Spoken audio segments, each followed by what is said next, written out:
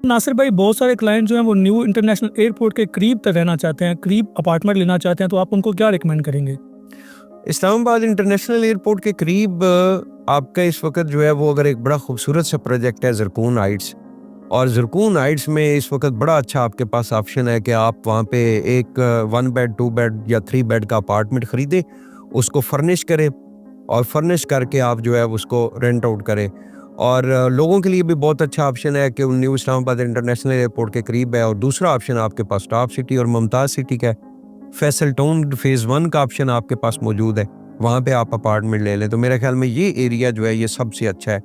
और भी बहुत सारे अच्छे अच्छे प्रोजेक्ट हैं, लेकिन ज़रकून हाइट्स इस वक्त टॉप के ऊपर है। टोटल जो है वो रेजिडेंशियल उसका माहौल है, कंस्ट्रक्शन बहुत ज़्यादा अच्छी हुई है, इन्वायरमेंट बहुत अच्छा है, लोकेशन जो है वो मेन इस्लामाबाद भी अगर आप जानना चाहें तो मैक्सिमम 8 से 10 मिनट की ड्राइव है। और न्यू इस्लामाबाद इंटरनेशनल एयरपोर्ट आप जानना चाहें तो 8 से 10 मिनट की वो भी ड्राइव है। तो लोकेशन के हिसाब से मैं आपको ज़रकून हाइट्स रिकमेंड करूँगा।